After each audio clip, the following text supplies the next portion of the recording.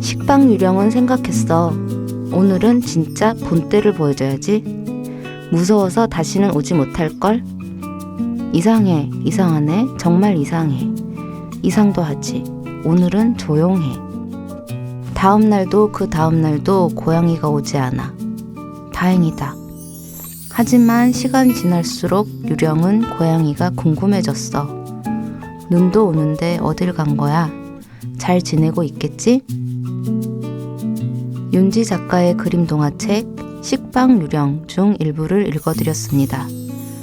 식빵 안에 살고 있는 식빵 유령은 밤이면 고요한 빵집을 지킵니다. 그런데 언젠가부터 난데없이 찾아온 고양이가 골칫거리였습니다. 기껏 정리해놓은 식탁을 어지럽히고 털을 날리고 밀가루 포대도 엎어놓고 한 번은 쥐도 쫓아주어 고마운 마음에 빵도 내주었지만 고양이의 말썽은 계속됩니다. 오늘 밤은 참지 않으리라 식빵 유령이 단단히 벼르고 있는데 고양이가 오질 않습니다. 식빵 유령은 창밖을 이리저리 살피며 고양이를 기다립니다. 밖에는 하얀 눈이 펑펑 내리고 차가운 바람도 부는데 고양이는 어디로 사라졌을까요? 겨울이 오고 있습니다. 차디찬 바람이 불고 눈도 오겠죠. 길 위의 고양이들은 어디에서 긴 겨울을 보낼까요? 봄이 되면 우리는 다시 만날 수 있을까요? 여기는 문학라디오 문장의 소리입니다. 아름답다. 어느새 겨울이 도착했구나.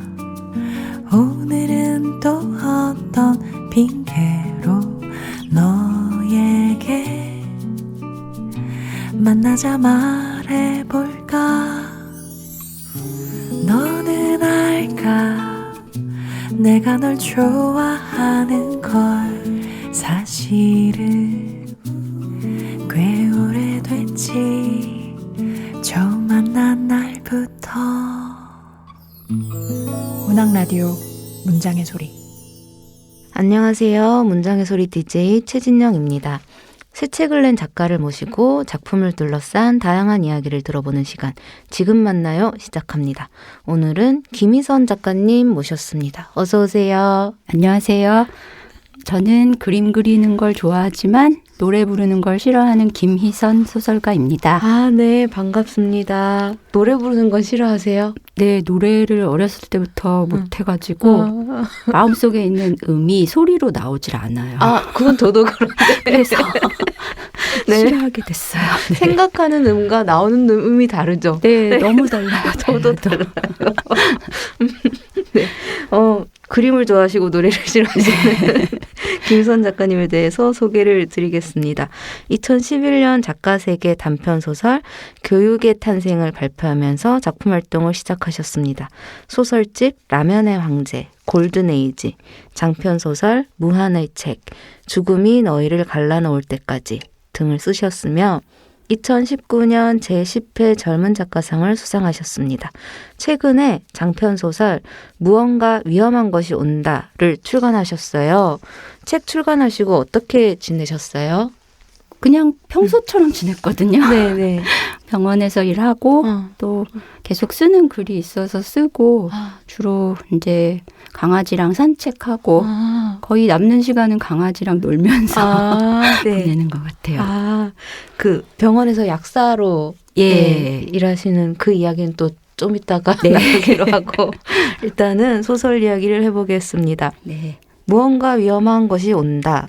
이 책은 민음사에서 나오는 오늘의 젊은 작가 시리즈죠. 이 표지를 보면 초록색 바탕에 남녀노소 다양한 옷차림을 한 사람들이 손을 잡고 이렇게 둥글게 돈 듯한 모습이 그려져 있습니다. 사람들의 표정이 무표정하고 이 중에는 약간 외계인처럼 생긴 존재도 뒤에 보면 있어요. 네. 그래서 소설을 다 읽고 난 다음에 이 표지를 보면 정말 섬뜩하거든요. 표지 처음 보셨을 때 어떠셨어요? 처음에 그 표지 도안을 4개를 만들어서 보여주셨어요. 골라달라고. 근데 그냥 이게 딱 눈에 들어오더라고요. 그렇죠. 그래서 제가 이게 마음에 든다 그랬더니 그 편집자님도 이게 마음에 들었다고. 맞아요. 그래서 그냥 단번에 정했는데 편집자님이 특히 그 뒤에 외계인 같은 그게 이렇게 뒷표지에 펼치면 딱 보이게 맞아. 신경 써서 배치하신 거라고. 숨겨놓으셨지만 신경 네, 써서 숨겨놓으신. 이렇게 그래서 쫙 펼치면 하나로 보이게끔 하셨다고 얘기를 들었거든요. 네. 마음에 딱 드는 표지였어요. 책 내용이랑도 잘 어울리고. 그래서 맞아요. 예. 이유성 작가님의 돌고 돌아 제자리라는 네. 그림입니다. 원래 있는 거라고 하더라고요. 네, 네. 이 무언가 위험한 것이 온다. 이거 저는 자기 전에 읽었거든요. 아, 자기 전에 책을 펼치고 읽다가 너무 좀 무서워서 이건 100% 꿈에 나온다라는 생각이 들어서 읽기를 멈췄어요. 무서운 꿈을 꿀까봐, 공포 꿈을 꿀까봐 딱 멈췄었는데 그만큼 너무 몰입이 됐어요. 초반부에. 네, 이 무언가 위험한 것이 온다라는 이 긴장감이 느껴지는 제목은 언제 붙이신 거예요? 소설을 쓰기 전에 아니면 다 쓰신 후에? 쓰면서 그 처음에 그냥 무언가 위험한 것이 온다라는 제목이랑 같이 이렇게 첫 장면이 떠올랐다고 해야 되나? 제가 이제 산에 자주 약간 다니는 편이거든요. 뒷산에. 근데 거기 산에 올라갈 때 이제 산이 그래도 뒷산이긴 해도 약간 꽤 깊은 산이라서 이렇게 산길 올라가면서 아래쪽 내려다볼 때마다 아 저기 뭐 파묻어도 안 보이겠다 이런 상상을 해서 뭔가 묻혀있지 않을까? 그런데 만약에 그게 이렇게 묻혀있던 게 나온다면 어떨까? 이제 이런 상상을 했었어요. 그러면서 제목도 무언가 위험한 것이 온다라는 제목이 같이 떠올라가지고 이제 구체적으로 이야기를 끌어갔고요. 그리고 뭐 한 가지 더 말씀드리자면 제가 좋아하는 만화가 있는데 모로호시 다이지로라고 일본의 무슨 약간 공포 만화 비슷한 거 그리는 그 만화가의 만화 제목이 무엇인가가 마을로 온단가 뭐 약간 그런 게 있어요. 그래서 그걸 너무 좋아해가지고 약간 오마주 비슷한 것도 있고 처음부터 그냥 그 제목으로 썼어요. 그 작가님께서 말씀하신 그 산 이야기 들으니까 이 소설 속에서 그 산 속에서 약초꾼들이 무언가를 발견하잖아요. 산 속에서 그 장면이 생각나네요. 그러니까 그 장면이 가장 첫 장면이었어요. 이 소설에서 원래는. 네. 쓰시면서 어떠셨어요? 그러니까 무섭진 않으셨죠? 무섭진 않은데요. 제가 의외로 비위가 약해가지고 이제 뭐 공포 영화나 이런 거는 영화니까 이런 생각해서 잘 보는데 이걸 제가 상상하면서 이제 뭐 시체의 모습 이런 거를 구체적으로 이렇게 상상을 하고 검시대 위에 있는 거 뭐 이런 걸 상상하니까 중간에 약간 울렁울렁. 그렇죠. 그래서 그거가 좀 참느라고 힘들 것까진 않았는데. 그래도 그런 게 좀 힘들더라고요. 그러니까 산이 무서워져서 그래서 혼자 등산 가면 한 번 혼자 등산 가본 적 있었는데 얼떨결에 강아지 데리고 가긴 했는데 아무도 없고 앞에도 없고 뒤도 없고 중간에 부슬비가 내렸었거든요. 되게 후회했어요. 다시는 혼자 안 오리라. 네, 저희가 왜 이런 느낌을 가지는지 여러분은 김희선 작가님의 무언가 위험한 것이 온다를 읽으시면 바로 이해하실 수 있을 겁니다. 소설의 배경이 되는 곳이 극동리입니다. 극동리는 광산업이 쇠한 뒤에 황폐해진 마을인데 바이오 산업단지 조성을 위해서 나무를 베어내고 숲과 계곡이 사라진 뒤에 마치 화성을 방불케 하는 넓고 황량한 벌판이 되고요. 그 덕에 SF 영화인 베트론마스 촬영지로 선정이 됩니다. 그런데 이곳에서 의문의 사건들이 일어나면서 소설이 막 이제 진행이 되는데요. 이 소설에서 그려지는 마을 사람들의 모습도 저는 굉장히 섬뜩했고, 그러니까 소설의 첫 장면에 나오는 그 노인의 어떤 죽음도 굉장히 충격적이었어요. 이 소설을 어떻게 구상하시게 되셨는지, 이 짜임새를 어떻게 만들게 되셨는지 말씀해 주신다면. 일단은 제가 실제적으로 본 어떤 광경 뭐 이런 것들이 많이 영향을 줬거든요. 처음에 제가 지금 살고 있는 도시 원주에 이사 갔을 때 2002년에 이사를 이제 갔는데 그때만 해도 막 나무가 우거지고 진짜 계곡이었던 곳이 2, 3년 뒤에 다시 갔더니 다 없어. 진짜 화성처럼. 그래서 네. 제가 보고 여기 뭐야 화성 아니야? 이런 생각을 했어요. 이제 네. 마침 화성에 원래 관심도 많아가지고 그래서 여기서 영화를 찍으면 딱이겠다. 화성에 대한 영화가 만약 있다면 그래갖고 그렇다면 어떤 줄거리가 좋을까 이제 뭐 이런 생각을 하면서 근데 뭐 그 즈음에 이제 어디나 그렇지만 개발하는 곳은 항상 알력이 있잖아요. 개발을 하려는 사람과 거기 반대하는 사람 이런 일들이 실제로 일어나는 것도 보고 사람들이 뭔가에 홀린 것처럼 무조건 개발을 하고 산을 다 밀어내야 한다고 하고 이러는 게 뭔가 이렇게 사람 사이에서 전염되듯이 퍼져나가는 거 아닌가? 이런 상상도 들고 약간 그런 모습이 두렵기도 하고 그러면서 이제 이 소설의 내용을 이렇게 하나씩 떠올리면서 구상을 하게 되었어요. 네. 정말 그 작가님의 말씀을 듣고 보니까 어떤 사안이 있을 때 정말 가끔은 이해할 수 없을 정도로 사람들의 의견이 홀린 듯이 네. 막 추진될 때가 있잖아요. 맞아요. 네, 그런 게 연상이 되면서 이 마을 사람들의 머리 위로 피어오르는 그 하얀 연기도 연상이 되고, 네, 그렇습니다. 저도 그런 광경은 많이 봤는데 정말 이렇게 그쵸. 자연을 밀어버리고 택지화 시켜가지고 막 무섭게 빌딩에 올라서는 그런 장면을 많이 봤지만 또 작가님은 그런 걸 보면서 이런 소설을 떠올리셨다니까 같은 걸 보고도 이렇게 다르구나라는 생각도 들고 그렇습니다. 이 소설은 2월 16일 화요일 밤에 시작돼서 2월 23일 화요일 아침에 끝이 나는 구조인데 중간에 이제 시간과 날짜가 뒤섞이기도 하고 또 이제 특이한 점이 영화 촬영 그 SF 영화 베트론마스의 영화 촬영과 마을에서 일어나는 일들이 교차돼서 보여져요. 근데 이게 약간 독자가 보기에는 헷갈리는 지점도 있고 그 영화와 현실이 약간 중첩되는 지점도 있고 그래서 되게 흥미로웠는데 이런 구성을 짜게 되신 계기가 있으실까요? 제가 원래 예전부터 뭐 소설 속에 또 다른 이야기가 있는 거라든가 아니면 뭐 영화 속에서 어떤 소설이 나온다든가 아니면 소설 속의 영화나 뭐 다른 게 나오는 이런 구조를 되게 좋아하거든요. 그러니까 그게 뭐냐면은 그 각각이 서로 일종의 거울상처럼 작용하는 그런 방식.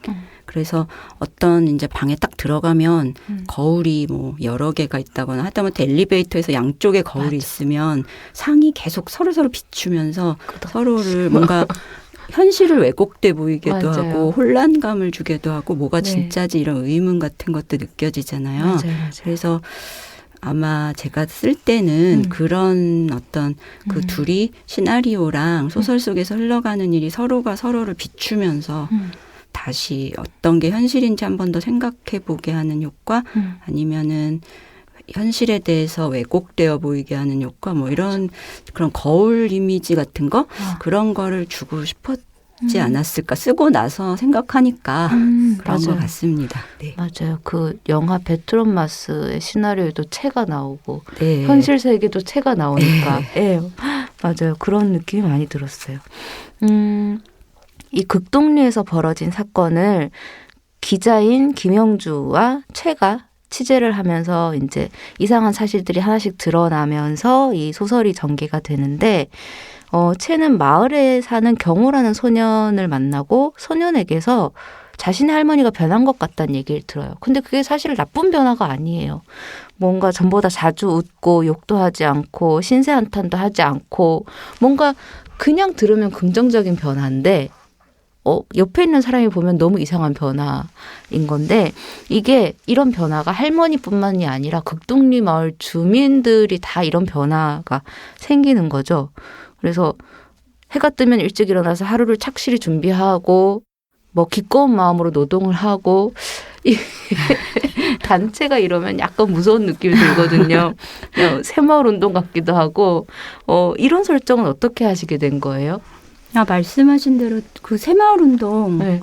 지금 그 얘기 이거 읽고 하신 분은 처음이신데 되게 정확해요. 아, 정말. 네네. 왜냐하면 제가 처음에 이 소설 구상할 때 어떤 독재자의 영혼이 죽지 않고 불멸한 상태로 사람들을 서서히 지배하는 이제 그런 생각으로 처음엔 시작을 했었어요. 아, 네. 그래서 중간에 이제 구상이 바뀌면서 또 여러 가지 바뀌긴 했지만 그 새마을 운동으로 대표되는 일종의 정신개조 운동이잖아요. 무섭죠. 그게 예 어떻게 보면 긍정적으로 그러니까 겉으로 볼 때는 모두가 부지런해지고 모두가 활달하게 막 이렇게 움직이는 건데 모두 똑같이 그렇게 하나의 목표를 향해서 나가고 잘 살아야 한다라는 어떤 구호를 외치면서 그런 게 뭔가 슬프면서 되게 섬뜩하거든요.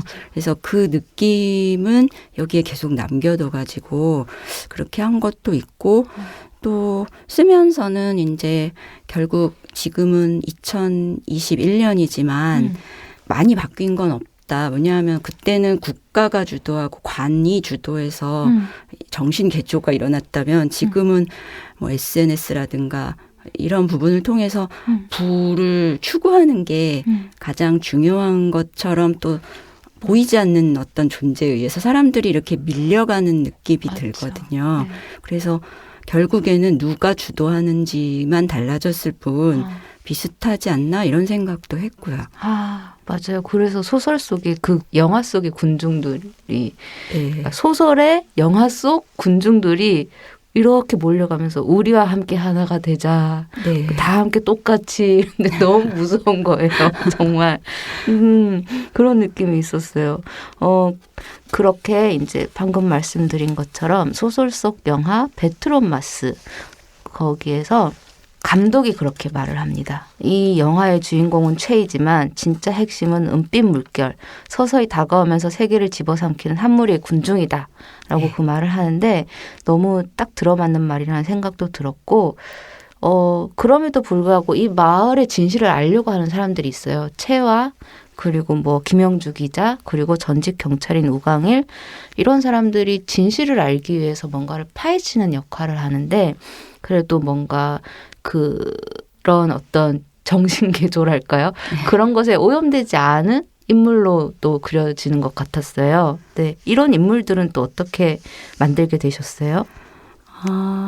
어디나 결국에는 어떤 그런 큰 흐름에 맞서려는 존재들이 있잖아요. 맞아요. 그런 사람들을 생각하면서 썼는데 그러기가 얼마나 힘든 건지를 보여주고 싶었다고나 할까요? 그러니까 이 결말에서 이 사람들의 모습을 봤을 때 우리가 이 뭔가 지금도 그렇고 어떤 세상이 전체적으로 추구하는 거에서 뭐 쉽게 말하면 더 나아지고 뭐 더 잘 살게 되고 더 큰 집으로 가고 뭐 이런 어떤 정해진 그런 선택 틀에서 벗어나서 자기만 다르게 선택하기가 되게 힘들고 그런 선택을 했을 때 그 은빛 물결이라 그래야 되나 그런 군중이라든가 집단 무의식 같은 그런 걸로부터 받는 압박이 엄청 크니까 결국에는 또 자기도 모르게 그 길에 동참을 하게 되잖아요. 그래서 이 사람들의 모습을 통해서 다른 선택을 하기가 진짜 힘들다. 얼마나 힘든지 그걸 말하고 싶었어요. 그럼 비슷한 선상에서 이 오구식이라는 네. 마을 이장의 존재도 굉장히 이 소설에서는 되게 입체적인 인물이다라는 생각이 들었거든요. 그러니까 직장에 다니다가 비디오 대여점을 폐업하고 귀농을 결심해서 이제 시골로 내려왔는데 어떻게든 여기서 잘 어울려서 지내야 하니까 정말 이장도 하고 막 하는데 되게 힘겨운 인물이에요. 네.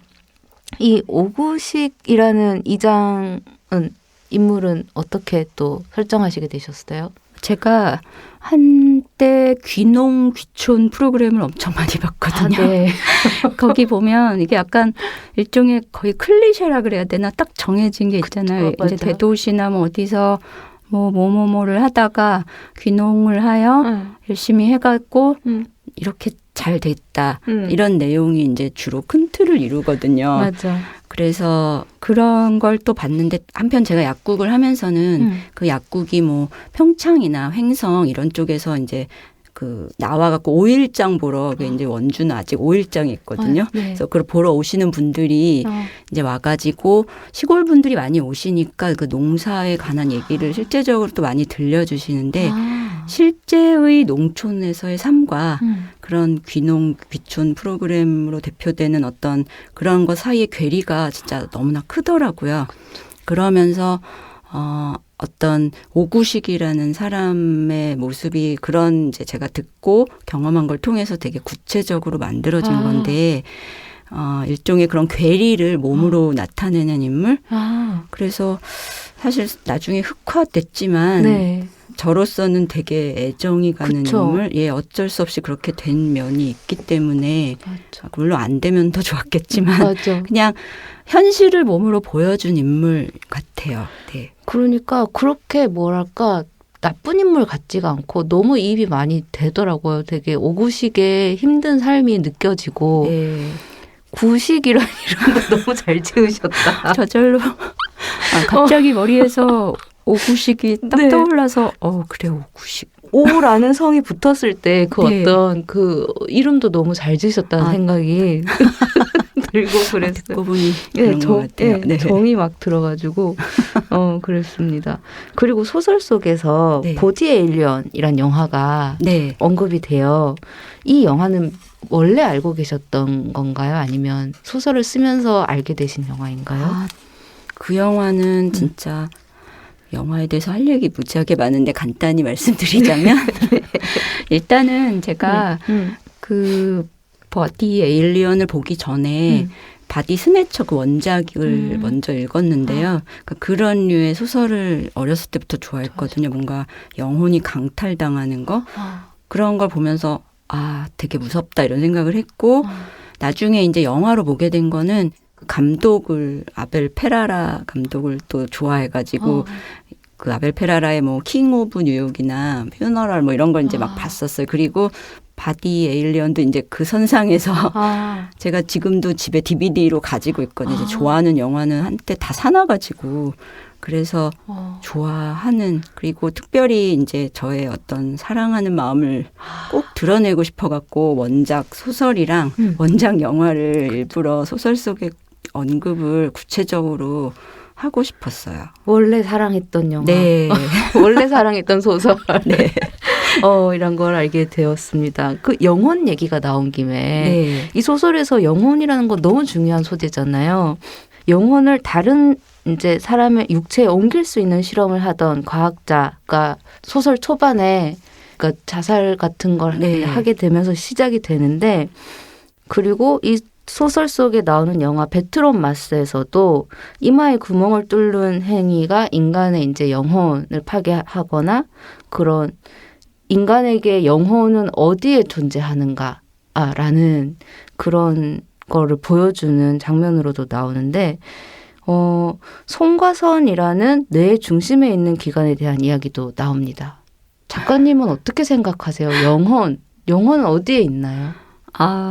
사실대로 말하면 저는 영혼이 없다고. 없나요?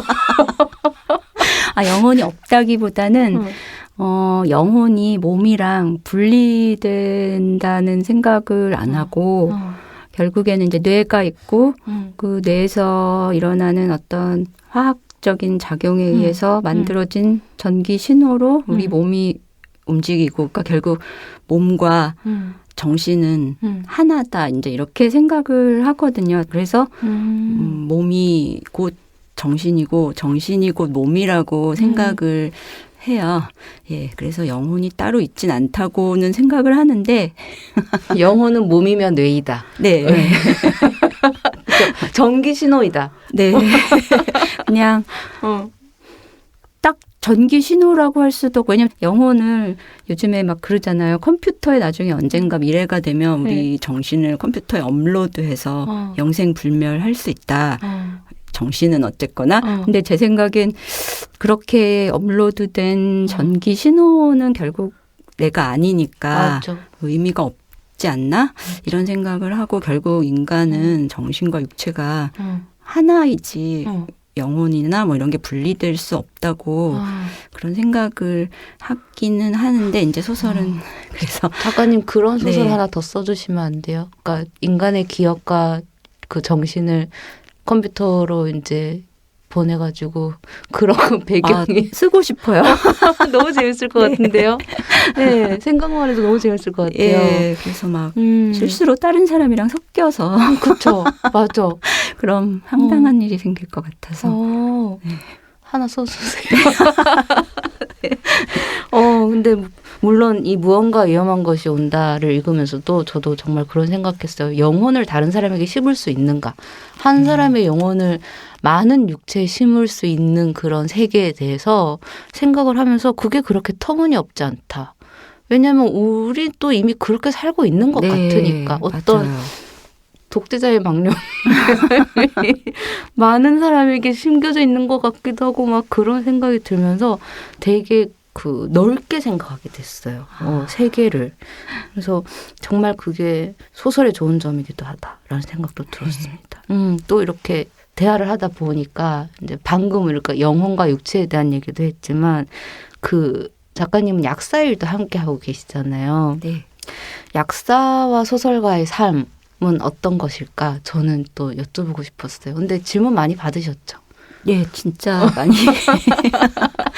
근데 그게 또 처음에 소설 쓰기 시작했을 때 그 질문을 받았을 때랑 시간이 지나면서 소설을 계속 쓰면서 서서히 또 약간씩 그 답이 바뀐다고 해야 되나? 네. 근데 일단은 이게 맞는 표현일지 모르겠는데 약사 일은 어떻게 보면 표현이 좀 이상한데 디지털적이고 네. 소설가 일은 아날로그적이라고 이제 처음엔 생각을 했어요. 뭐냐면 약은 조제할 때 개개인에게 다 다르게 적용이 돼야 되고 또 뭔가 한치의 어떤 실수나 이런 것 없이 정확하게 정밀하게 해야 되는 그런 게 있다면 소설은 어떤 인간에게 보편성을 띠는 거잖아요. 하나의 작품이 나왔을 때.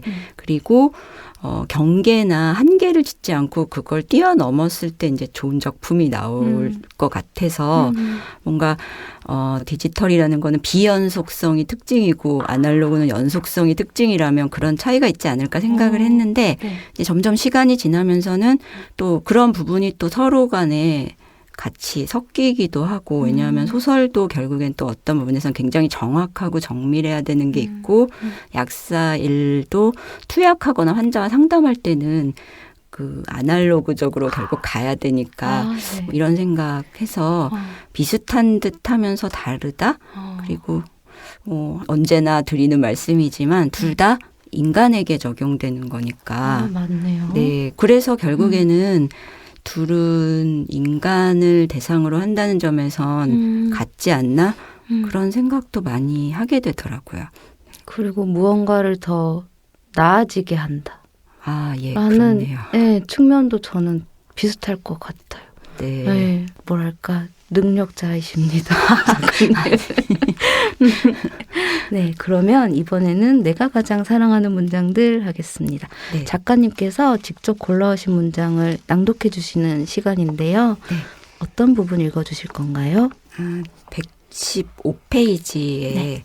그럼 제가 그냥 지금 낭독하면 될까요? 네, 작가님의 낭독 들어보겠습니다.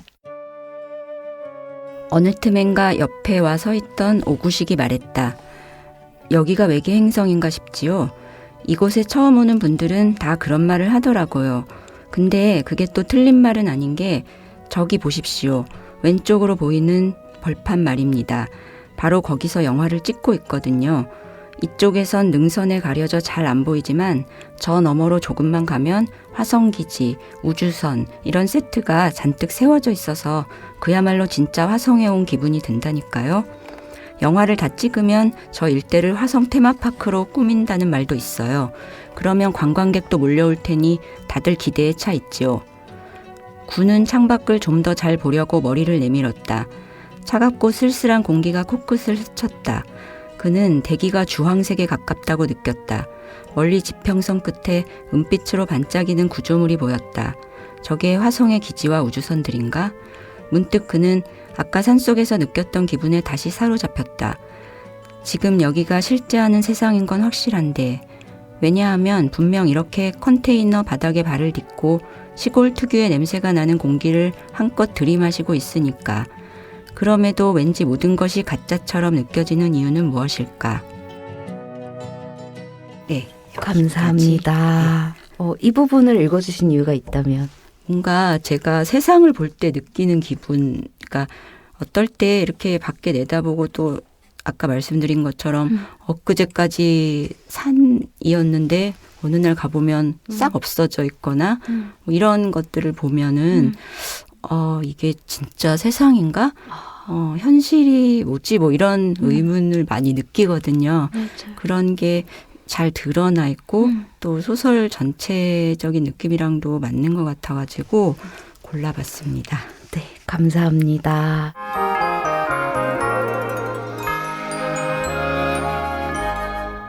그러면 지금 만나요의 마지막 코너 마이 페이보릿 하겠습니다.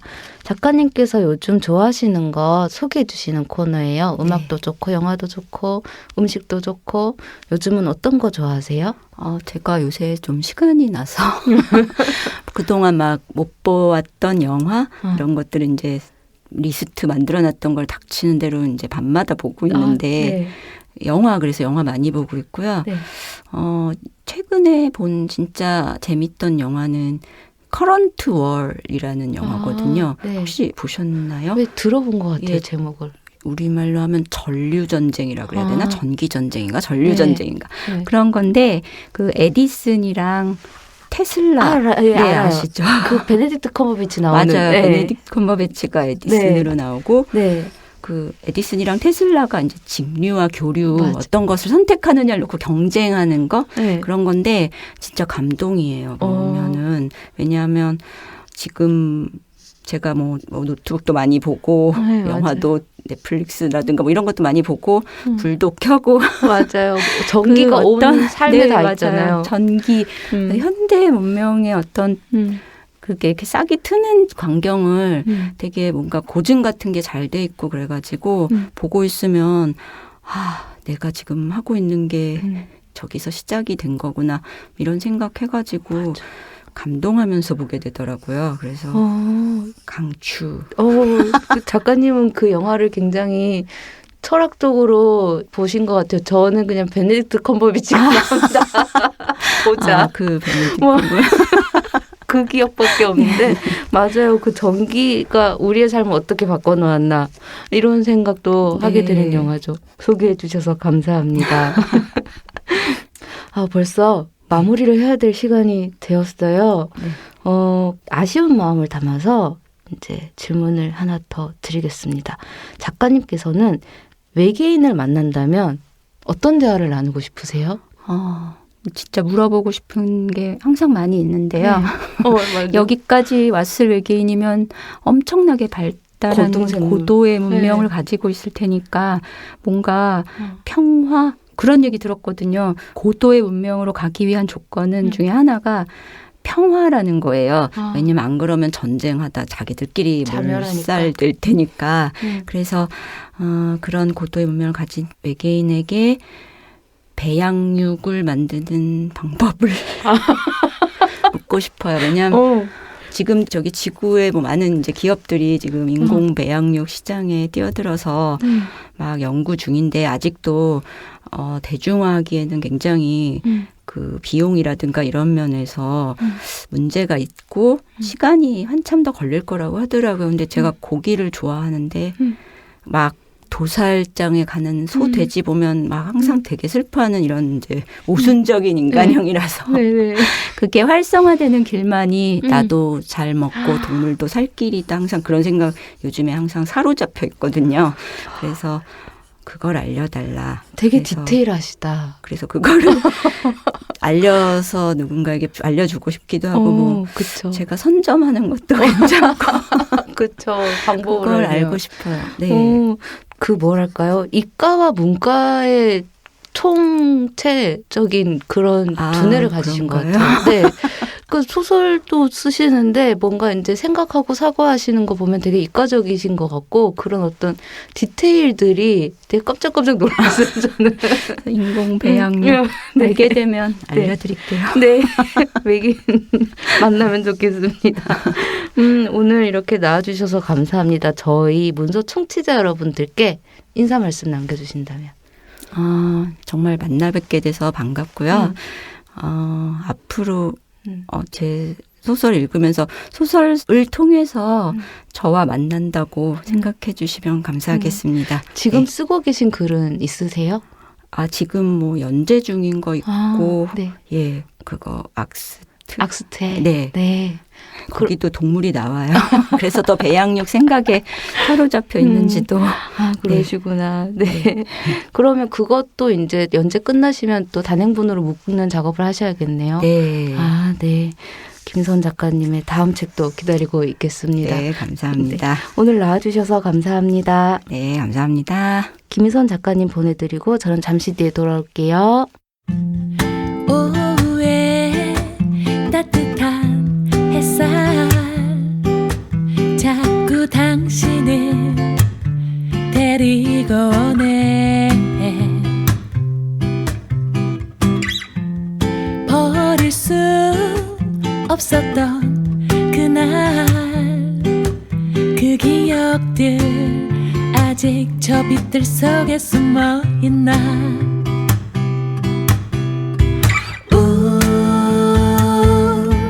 괜찮나요?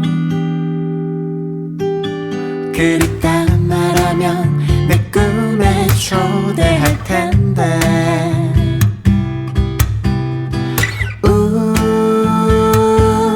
괜찮나요?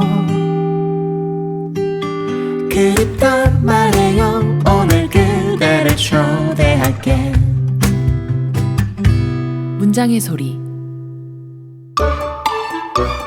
문장의 소리가 마련한 3분 광고 지금 읽어요 시간입니다. 누구든 자신이 원하는 책을 광고할 수 있습니다. 단 시간은 3분뿐. 오늘의 광고주는 이수현 소설가입니다. 이수현 소설가는 2020년 충북작가 신인상 소설부문과 동양일보 신인문학상 수필 부문에 당선되며 작품 활동을 시작했습니다. 최근에 첫 소설집 유리젠가를 냈습니다. 이수현 작가님 전화 연결하겠습니다. 안녕하세요, 이수현 작가님. 네, 안녕하세요. 첫 소설집 유리젠가를 출간한 소설가 이수연이라고 합니다. 네, 정말 반갑습니다. 3분 광고 신청해 주셔서 정말 감사드려요. 네. 평소에 문장의 소리 즐겨 들으세요?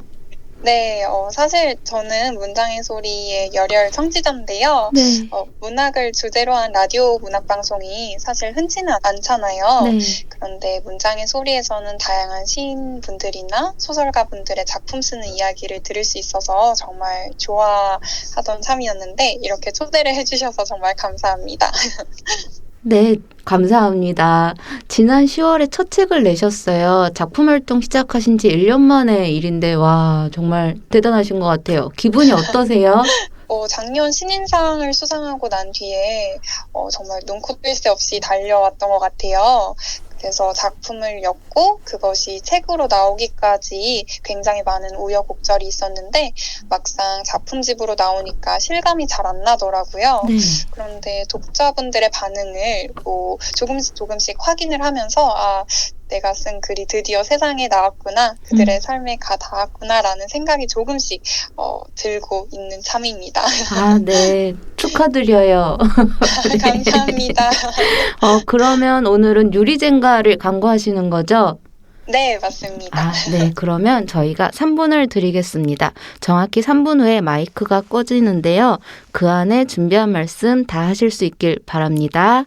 네. 그럼 광고 시작하겠습니다. 시작! 누구나 한 번쯤 나는 지금 인생에서 끝이 보이지 않는 좁고 어두운 터널을 지나가고 있다는 생각을 해본 적 있으실 것 같아요. 특히 새로운 시작을 앞두고서는 더욱 그럴 것 같은데요. 제 책은 시체놀이, 유리젠가, 달팽이 키우기, 발효의 시간, 총 4개의 단편이 수록되어 있는 작품집입니다. 기간제 교사, 취업준비생 등 팬데믹 시대에 녹록지 않는 삶을 살고 있는 청춘들의 이야기를 그려냈습니다. 작품 속 유리젠가의 세계는 눈이 부시도록 투명하고 위태롭습니다.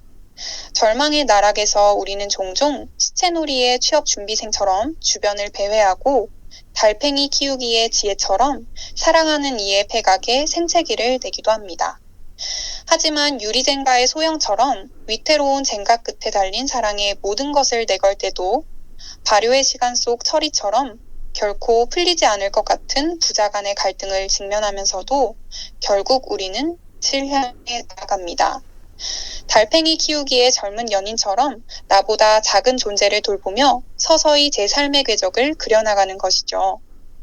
책을 통해 삶의 바탕을 만들어 나가는 청춘들. 그들의 인생길에 단단한 용기와 따스한 위안을 건네고자 했습니다. 인생은 한번 살아볼 만한 것, 견뎌볼 만한 것이라고 다독여주고 싶었습니다. 이 책에서는 자신이 감내해야 하는 우리의 삶을 차분하게 보여주고 있습니다. 어쩌면 책 속의 인물들은 작품의 표현대로 신이 빚고 나서 잊어버린 아주 작고 까만 찰흙 인형일지도 모릅니다.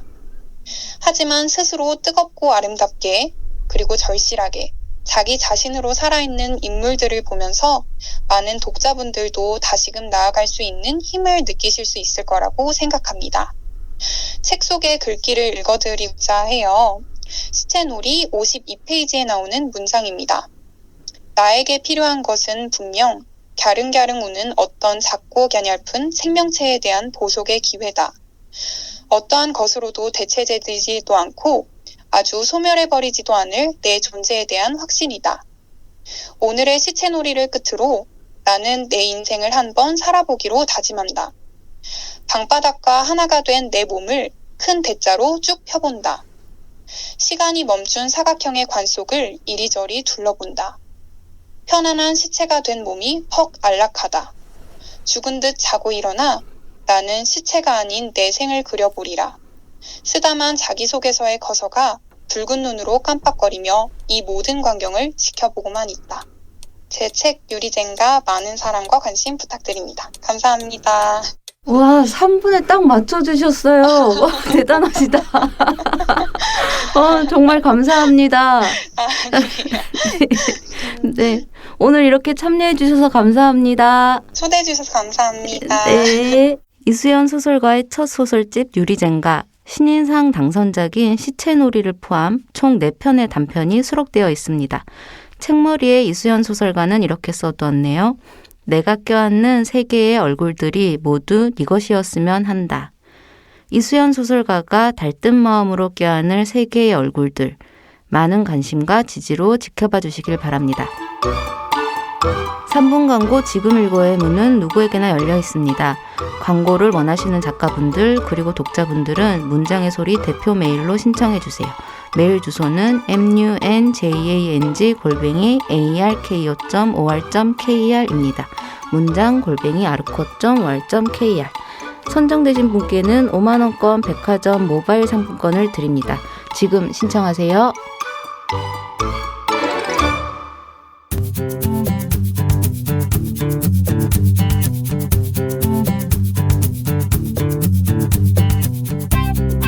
문장의 소리 2부, 작가들의 수상한 취미생활.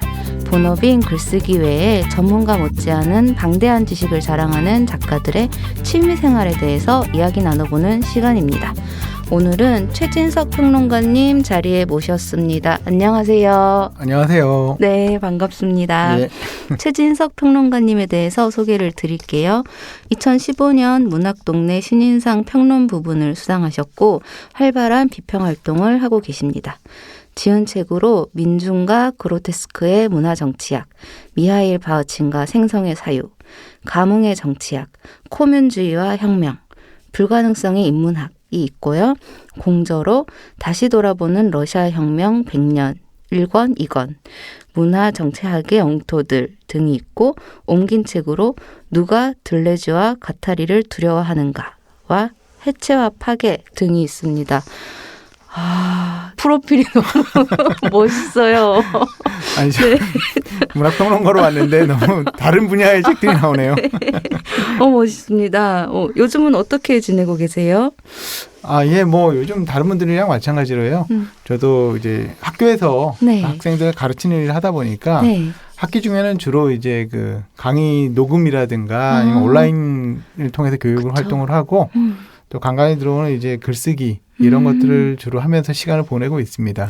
네. 그 문학평론 이전부터 오랫동안 인문학자로 강의와 연구를 해오고 계시고 수유너머 104에 예. 연구원이기도 하시던데 그래서 이렇게 쓰신 책을 보니까 너무너무 많은 말씀을 듣고 싶다. 이 책들에 대해서 막 이런 생각도 들었는데 수유너머 104에 대해서 소개를 해 주신다면. 수유너머는 뭐 보통 이제 수유너머라고 많이 부르는데요. 네. 한 1999년 말에 이제 인문학, 특히 문학 연구자들이랑 또 인문사회과학 연구자들이 모여서 만든 일종의 학교 바깥의, 제도 바깥의 공동체거든요. 그래서 이제 그 안에서 같이 세미나에서 공부도 하고 또 이제 밥도 지어서 같이 해먹고 그리고 이제 세미나나 강의 같은 것들을 열어서 이제 대중들과 직접 만나는, 그러니까 학교 안에서만 인문학을 접하는 게 아니라 학교 바깥에서 인문학에 관심 있는 사람들이 찾아오면 그들과 함께 책을 읽거나 토론을 하거나 아니면 어떤 특별한 주제의 강좌를 열고 그런 것들을 통해서 이제 만나고 계속 소통하는 그런 장이라고 생각하시면 될 것 같습니다. 이 수유너머 그 사무실이 네. 어디에 있나요, 지금은? 그 수유리라고 많이 생각들 하시는데요. 네. 20년 전에 수유리에 잠깐 있었고 그 이후로 이제 여러 군데를 옮겨 다니다가 지금은 그 연희동 쪽에 있습니다. 네, 지나가면서 봤던 것 같아요. 네, 그래서 저 여쭤보고 싶었어요. 지금은 연희동에 있다고 하십니다. 인문학 연구자이시면서 문학평론도 하고 계신데 오늘 우리가 같이 이야기를 나눌 취미는 서바이벌 게임이에요. 네. 이게 어떤 편견일 수도 있는데 잘 어울리는가? 라는 생각이 들었거든요. 그 온라인이 아니라 야외에서 하는 밀리터리 서바이벌 게임인 거죠? 예. 언제부터 어떻게 하시게 되셨는지 이야기해 주세요. 뭐 사실 취미라고 하는 게 정말 종잡을 수가 없어서 사람마다 여러 가지가 있을 텐데 저는 좀 기계류를 되게 좋아하거든요. 네. 그리고 어릴 때부터 이제 집에서 부모님의 허락 안 받고 라디오 한번 다 뜯었다가 조립을 못 해가지고 혼나고 이런 경우가 왕왕 있는. 네. 그래서 뭐 좀 전자제품까지는 아니더라도 이 기계식으로 작동하는 것들에 대해 관심이 많아서 좀 많이 뜯어보고 했는데 뭐 그런 이제 대학원 가서 공부하고 또 문학평론 공부하고 이러면서 사실 그럴 일이 없을 줄 알았는데 그래도 또 우리가 또 자기 본업이 있으면 그 본업으로서 약간 숨 쉴 곳이 필요하잖아요. 그렇죠. 그러다가 우연히 이렇게 이런 어떤 모형 이제 총 같은 거죠. 이런 것들을 접해보고 그런 것들을 좀 열어보고 하면서 좀 비상한 흥미가 생기더라고요. 그리고 이제 그런 것들이 그냥 단지 한두 개 열어보고 말았다가 아니라 약간 좀 취미생활과 연결된 어떻게 보면 스포츠라고 생각할 수 있는데요. 거기에 이제 접하게 되면서 한 10여 년 전부터 좀 조금씩 접하기 시작을 해서 지금까지 좀 오고 있네요. 그러니까 그 시작은 그 모형청이었던 거네요. 예, 기계에 대한 관심이죠. 그렇죠. 되게 연구자 같으세요. 그런가요? 좀 편하게 얘기하려고 그랬는데. 접근이다. 이것은 모형청을 열어보고 하다 보니까 뭐 구조의 원리 같은 것들을 보면 재미있으니까요. 네. 그러면 이 서바이벌 게임장에서 하려면 다른 팀원들도 필요한 거죠. 예. 네, 얼마나 자주 하시는지도 궁금합니다. 이게 근데 이제 우리나라에서 이게 인식이 좀 낮아서 그런데 보통은 직장인들이나 그런 분들이 이제 뭐 주말에 여가 시간을 통해 가지고 만나서 좀 일종의 게임을 하는 거거든요. 우리가 뭐 탁구 치거나 농구하거나 이런 거랑 비슷합니다. 근데 다들 시간들이 안 되니까 원칙적으로 뭐 매주 만나서 하지만 그게 안 되죠. 그래서 한 달에 한 번, 뭐 많으면 한 달에 두 번도 모이고 좀 제가 바쁠 때가 있죠, 사람이. 그러면 뭐 어쩔 땐 진짜 한 학기에 한 번도 가고 두 번도 가고 그런 식으로 드문드문 이어가면서 좀 잘 모르던 사람들, 좋아하는 다른 분야에 있는 사람들과 좀 취미를 나누고 약간 우정을 다지는 좀 그런 식의 모임들을 만들어가고 있었습니다. 선생님 말씀 들으면서 저는 또 재밌는 생각이 들었어요. 한 회사에 한 팀원들끼리 이거 하면 진짜 재밌겠다. 부장님 쏘고. 그렇죠. 대리님이 부장님 쏘고 뭐 이러면 너무 재밌겠는데? 뭐 네. 이런 생각이 들었습니다. 그렇다면 최진석 평론가님의 서바이벌 게임에 대한 사랑이 어느 정도인지 알아보기 위해서 질문 몇 가지를 준비했습니다. 제가 읽어드리는 내용을 잘 들으시고 yes 또는 no로 대답해 주시면 됩니다. 준비되셨나요? 네. 인문학 공부보다 서바이벌 게임에서 더 많은 것을 배울 수 있다. 노입니다. no. 문학장에서 서바이벌 게임을 한다면 살아남는 1인이 될 자신이 있다. 이것도 노네요. no. 책을 사는데 드는 돈보다 밀리터리 장비에 쓰는 돈이 더 아깝지 않다. 이건 예스입니다. 예스. 네, 예스가 하나 나왔습니다. 이제부터 yes or no 대답하신 내용을 하나하나 살펴보도록 하겠습니다. 그 서바이벌 게임에도 다양한 구성이 있다고 들었어요. 예. 팀 대 팀으로 대결을 한다던가 아니면 깃발을 탈취해야 된다던가 아니면 여러 명이 대결해서 한 명만 살아남아야 된다. 어떤 게임을 선호하시는 편이세요? 뭐 보통은 게임을 하게 되면 이제 그 상대방을 맞춰서 아웃시키는 거죠. 우리가 피구라고 생각하시면 됩니다. 네, 알이 좀 작은 거죠. 피구. 예. 네, 그렇죠. 맞아요. 일단 그러면 누군가를 맞춰서 네. 제거하는 것에 쾌감이 있으신 거. 근데 사실은 정신 없거든요. 그 네. 실제 게임장에서는. 네. 그래서 누군가를 맞춰서 이렇게 제거한다기보다도 네. 이제 마지막 그 종이 울렸을 때 네. 내가 살아남았구나. 여기서도 즐거움을 느낄 때가 많습니다. 내가 최후의 1인이 다행이다. 이런 거. 네. 근데 생각해보면 정말 재밌을 것 같아요. 정말 그 아무 생각 없이 살아남기 위해서 뛰어다니고 쏘고 하면서 뭔가 되게 풀릴 것 같아요. 스트레스가. 그렇습니다. 진짜로. 네. 목적이 딱 하나잖아요. 살아남는 거. 예. 네, 서바이벌이죠, 진짜. 그렇네요. 네, 맞아요. 이게 약간 그래서 전쟁 같다는 생각도 드는데 서바이벌 게임만의 매력이 있다면 어떤 게 있을까요? 뭐 매력이라고 하는 거는 이제 우리가 보통 이제 도시 생활을 하고 그리고 또 이제 틀에 막힌 어떤 그 자기의 직종들을 수행하는 거잖아요. 사실은 어떤 직업이든지. 근데 그런 것들을 확실히 벗어나는 어떤 즐거움이 있습니다. 뭐 때로는 이제 어떤 야외 필드에 산 비슷한 데 가서 하기도 하고 진짜로 어떤 일상생활엔 접하기 힘든 특히 저같이 이제 뭐 책상에서 일하는 사람들에게는 정말 좀 낯선 쾌감이라든가 즐거움을 주는 것 같아요. 맞아. 특히 운동이라고 하는 게 다들 중요하다고 생각하는데 도시에서 할 수 있는 운동이라는 게 조깅이라든가 이런 것들로 되게 제한돼 있잖아요. 아니면 어떤 센터에 가가지고 맞아. 정해진 어떤 근육 운동을 한다든가 뭐 그런 걸 열심히 하시는 분들은 또 좋겠지만 약간 저같이 그런 데는 좀 취미가 없거나 소질이 없는 사람들에게는 외려 그냥 자유롭게 뛰어다니면서 좀 이제 스포츠 같이 네. 즐길 수 있는 그런 게임으로 저한테는 좀 와 있습니다. 맞아요. 그 선생님 말씀 듣다 보니까 그런 헬스장이나 아니면 강변에서 자전거를 타거나 이런 건 굉장히 정적인 운동이다라는 생각도 듭니다. 그러면 가장 즐거웠던 서바이벌 게임 그런 기억 말씀해 주실 수 있으세요? 가장 즐거웠어요. 가장 즐거웠던 거는 뭐 즐겁기도 하고 괴롭기도 한 게 반반이었는데요. 네. 이게 이렇게 야산 같은 데서 가끔 할 때가 있거든요. 네. 뭐 봄, 가을에 아주 쾌청할 때 날씨가. 그럼 이제 자기가 생각하는 가장 멋진 복장을 하고 네. 내가 가장 아끼는 무기를 들고 나가는데 그랬을 때 이제 한 3-4시간도 뛰고 4시간도 하고 이렇게 하고 좀 이제 오후 정도 됐을 때 해질녘에 이제 시원하게 바람이 불고 그리고 거기서 땀이 이제 증발하면서 느껴지는 그 시원한 느낌이 있지 않습니까? 네.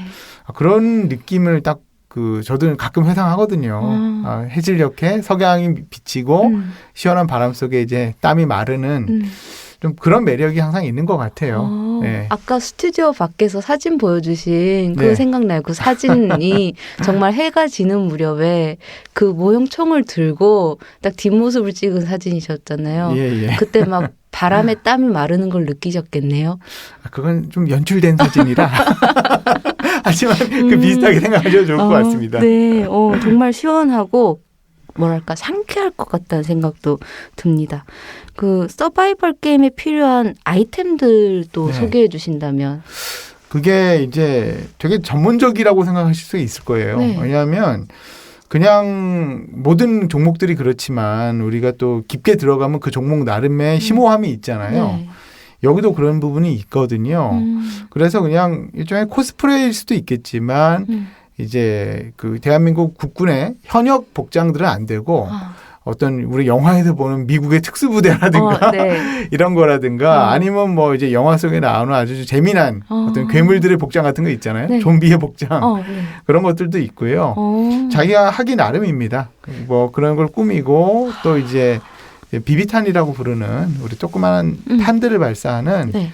그런 어떤 그 자기만의 이제 무기가 있는 거죠. 그게 네. 다 개인 장비인 건가요? 뭐 처음 입문하는 분들한테 빌려주기도 하지만 보통은 이제 시간이 지나면서 여력이 닿는 대로 자기의 장비를 갖춰 나가는 게 맞습니다. 아, 개인 장비인 줄도 몰랐어요. 저는 그 어떤 가면 대여 개념인가라고 생각했는데 네.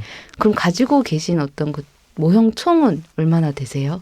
아, 뭐 그냥 여러 종이 있는데 그 라이플이라고 부르는 약간 긴 총들이 있잖아요. 네. 그런 종 한 두세 개 하고 어. 우리가 이제 조그만 손에 쥐는 권총이라고 부르는 것들 있잖아요. 네. 핸드건이라고 그냥 부르거든요. 네. 그런 것들 한 두세 개 갖고서요. 아. 그냥 저는 마르고 닳도록 그런 녀석들만 쓰고 있습니다. 그거를 다 가지고 가시는 거예요? 한번 게임? 아니요. 그냥 그중에? 제가 가령 뭐 이번 주 일요일에 나간다. 근데 한 오전에 한 2시간만 뛰었다가 가자. 할 일도 많다. 그러면 거기에 맞게 이제 최소한의 예, 이런 것들만 가져가고 아, 오늘은 좀 오후 한 3시까지 있고 싶다. 끝까지 있고 싶다. 그러면 이제 좀 더 가져가면 충분하죠. 그러면 선호하시는 복장 있으세요? 이게 참 다 큰 어른이 뭐 하는 거냐 이런 사람들도 있는데 이제 그 처음에 이 분야에 입문하면 괜히 영화에서 본 이제 뭐 군대라든가 이런 걸 생각을 해서 위아래로 완전히 쫙 빼는 경우들이 많이 있거든요. 네. 저도 그런 시절이 있었고요. 네. 근데 지금은 이제 그런 것보다도 그냥 되게 편한 복장들이 있어요. 예, 그 대신 이제 몸을 충분히 보호해 줄 수 있는 한여름이라도 긴팔을 입고 얼굴에 마스크까지 다 하거든요.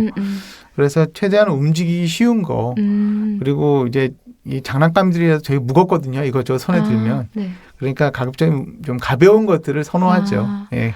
그리고 더러워져도 괜찮은 옷. 아, 그럼요. 예. 그리고 심지어는 이게 넘어지거나 하면 부러지거든요. 네. 가끔.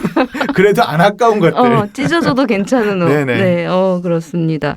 일종의 그러면, 반군 복장이라고 하는 게 있어요. 그냥 아무거나 되는 대로 차려입고 뛰어나가는. 일단 몸을 보호해주면 된다. 아, 예, 그럼요. 그러면 서바이벌 게임 투심자들은 이 게임에 어떻게 접근을 하는 게 좋을까요?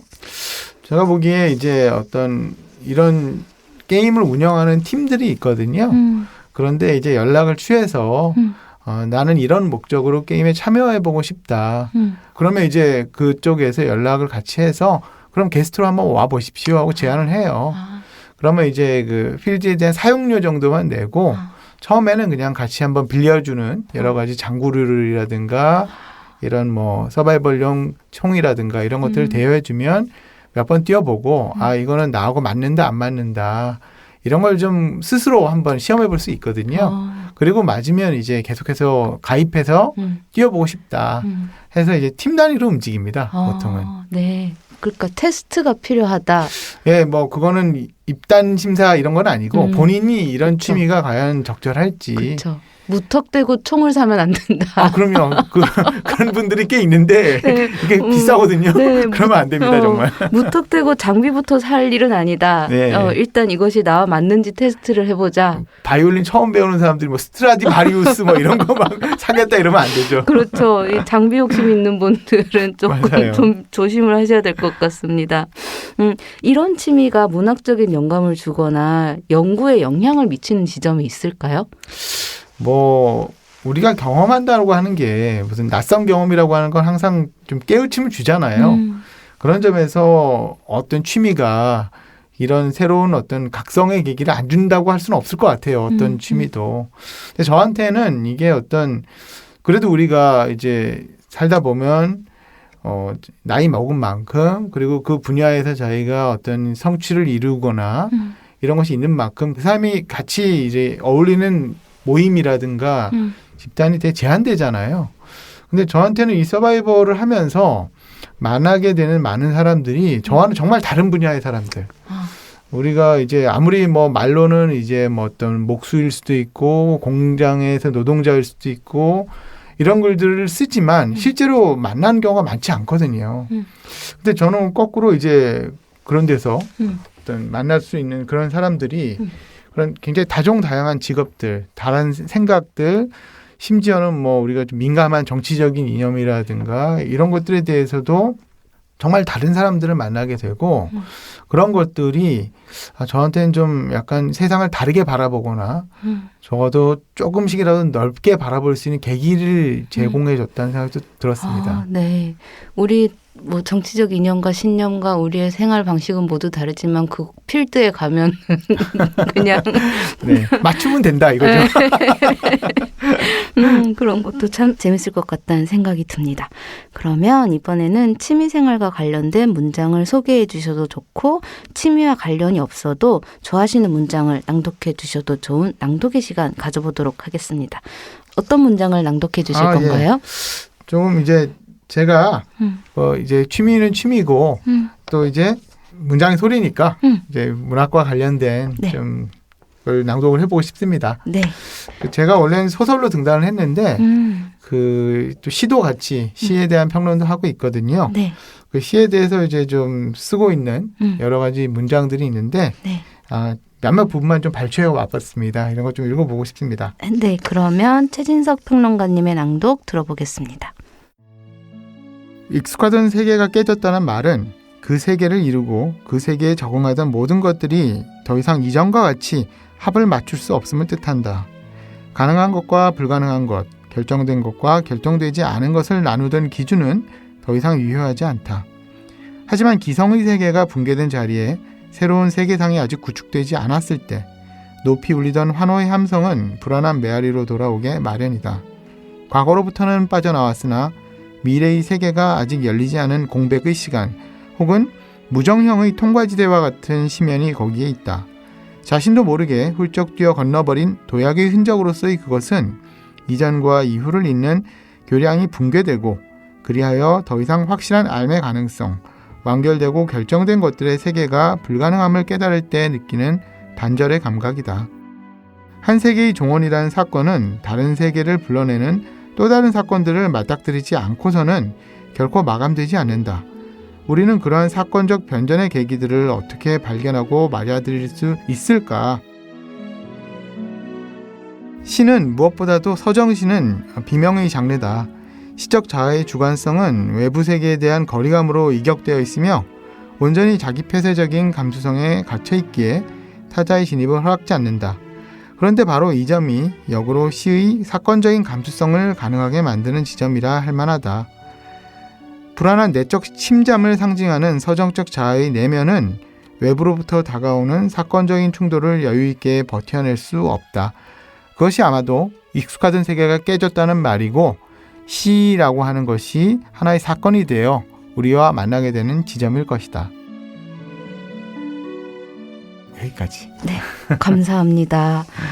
강의를 들은 것 같아요. 그러지 않으려고 했는데.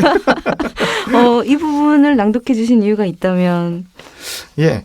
그 서바이벌 네. 게임 얘기를 했지만 단지 그냥 뭐 즐거움을 위한 것일 수도 있고 그냥 취미 생활이야 라고 말할 수 있을 부분도 있을 텐데요. 선생님도 물으셨고 저도 답변을 했지만 이게 우리가 글 쓰고 세계를 바라보고 생각하는데 어떤 새로움을 줄 수 있는가. 저는 그게 어떤 사건의 경험이라고 생각을 하거든요. 어찌되었든 우리가 머릿속으로는 다 알고 있지만 몸으로 부딪히고 또 겪어봄으로써 만나게 되는 이 낯선 사람들, 낯선 경험들 그런 것들이 저한테도 이렇게 큰 충격을 줄 수가 있는 것인데 저를 다른 사람으로 조금씩 바꿔놓을 수 있는 것인데 시라고 하는 예술 장르는 그것보다도 더 이상의 경험을 우리에게 줄 수 있고 또 그렇기 때문에 우리가 시든 또 소설이든 그런 어떤 예술들을 계속 만나고 또 그로부터 떠날 수 없는 그런 것이라고 생각을 하거든요. 그런 아마도 제가 이제 취미로 즐기는 이런 서바이벌과 문학의 경험은 그런 점에서 되게 공통되는 부분들을 갖고 있을 거라고 저는 생각하고 있습니다. 그 인문학자로서 정말 많은 책을 출간하셨는데 가장 최근에 나온 책이 지난해 출간된 불가능성의 인문학입니다. 휴머니즘 이후에 문화와 정치라는 부제가 달려 있던데 이 책 소개해 주신다면? 간단하게만 말씀드린다면 그 인문학이라고 하는 게 되게 이제 우리가 중요하다라고 말을 하지만 인문학의 역사를 돌아보면 인문학은 사실은 이제 우리가 흔히 말하는 국가라든가 자본이라든가 어떤 거대 권력에 봉사하는 방식으로 태어난 부분이 있거든요. 그렇기 때문에 항상 이제 가진 자들과 지배하는 자들 정당화해주는 어떤 지식인들의 노름이 되기가 쉬웠는데 그렇기 때문에 인문학이라고 하는 것은 하나의 불가능한 과제이고 우리에게 그 인문학을 넘어설 수 있을 때 우리가 생각하는 인문학을 진짜 꼽힐 수 있다고 생각을 하거든요. 네. 휴머니즘도 그 하나라고 생각을 합니다. 지금까지 인문학은 인문학이라고 하는 게 사람 인자로 시작을 하잖아요. 휴머니즘이라는 게 인간을 위한 생각이고 인간을 위한 예술이고 인간을 위한 세계를 만드는 건데 그것이 갖는 정당성이 있지만 또 다른 한편으로 이제 인간 아닌 것들, 동물들, 식물들 어떤 우리가 어떤 존재라고 말하기 힘든 그런 부분들이 굉장히 있죠. 특히 이제 기후 위기의 우리 시대에는 그런 부분들이 더 부각되고 있는데 아마도 휴머니즘을 넘어설 수 있는 인문학만이 어떤 우리가 비인간 존재자들과 우리의 어떤 공존 같은 것들을 같이 한번 생각해 볼 수 있는 계기가 되지 않을까. 뭐 그런 의미에서 이제 불가능성이라는 단어를 조금 강조해서 그 책의 기조로 삼아봤습니다. 아, 네. 말씀해 주셔서 감사합니다.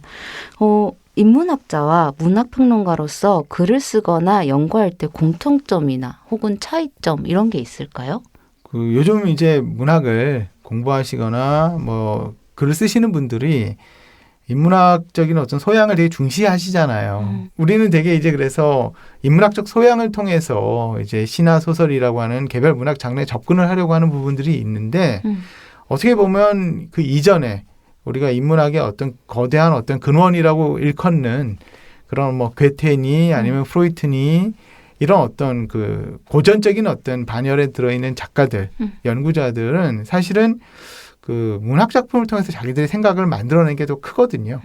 예, 니체도 그랬고 뭐 막스 이런 사람들도 그렇고 사실은 그 시대의 그들 시대의 고전이라든가 시나 소설을 읽고 거기에 영감받아서 자기들의 사상을 펼쳐나갔던 사람인데 그렇게 보면 좀 우리 시대는 약간은 좀 뒤집어져 있는 모양새를 보인다고 생각해요. 아, 네. 작가들이 인문학에 대해서 연구하는 것도 중요하겠지만 거꾸로 그들의 작품이 인문학을 연구하는 사람들에게 굉장히 큰 영감의 바탕이 되거든요.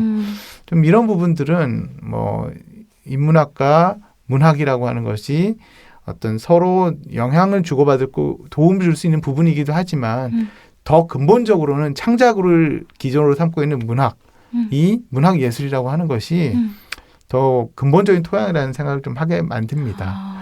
이렇게 얘기하면 안 되는데 제가 이렇게 얘기 안 하려고 했는데 죄송합니다. 뭔가 저는 그냥 이 니체, 괴테, 프로이트, 막스의 이름을 들어본 지가 너무 오래돼서 지금 이 순간에 그들의 이름을 듣고 뭔가 프레시가 됐어요. 맞아, 내가 그런 존재들을 잊고 있었잖아 라는 생각이 들었습니다. 좋은 말씀해 주셔서 감사합니다.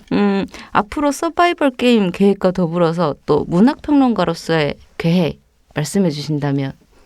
그 사실 한 2년 정도 코로나가 계속되면서 이렇게 이런 다른 모든 스포츠 경기도 그렇지만 서바이벌 게임도 거의 못 나가고 있거든요. 그쵸. 예, 아무래도 사람들이 모이게 되고 격렬하게 운동을 하면 숨을 쉬게 되고 하니까 그래서 좀 내년부터 좀 조건이 허락되는 대로 조금씩 나가서 좀 몸도 풀어보고 싶은 그런 생각도 있고요.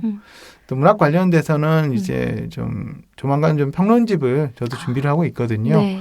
사실 아까 이제 제가 쓴 뭐 별 볼 일 없는 책들인데 좀 열거해 주실 때 네. 부끄럽기도 했습니다. 왜요? 이게 너무 멋진 프로필인데. 문학 프로그램에 나왔는데 네. 정작 문학적으로 제가 많이 못 보여드렸다는 생각이 들어서 그런 부분들을 좀 더 준비해서 다음번에 한번 뵈면 좋겠네요. 아, 평론가님의 평론집 또 기대하고 있겠습니다. 그리고 내년 이제 얼마 안 남았잖아요. 네.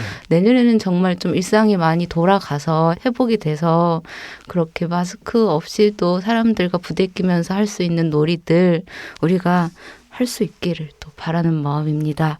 끝으로 나에게 서바이벌 게임이란 땡땡이다 정의를 내려주신다면?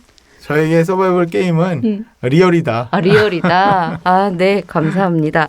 오늘 문장의 소리 작가들의 수상한 취미생활 코너에 참여해 주셨는데 어떠셨어요? 시간 금방 가네요, 정말. 그쵸. 예. 네. 그리고 뭐 사실 저가 이렇게 저에 대한 오늘 이야기를 풀려고 왔지만 사실은 저 최진영 작가님에 대해서 네. 더 풀어보고 싶은 것들도 있었는데 제가 다음 기회에 네. 밀어보도록 하겠습니다. 제가. 네. 오늘 나와주셔서 정말 감사합니다. 네, 저도 고맙습니다. 반가웠습니다. 네, 반가웠습니다. 문장의 소리 이제 마칠 시간입니다. 지금까지 연출 박소란, 구성작가 정선임, 방수진, 저는 최진영이었습니다. 일주일 잘 보내시고 다음 주에 다시 만나요. 감사합니다.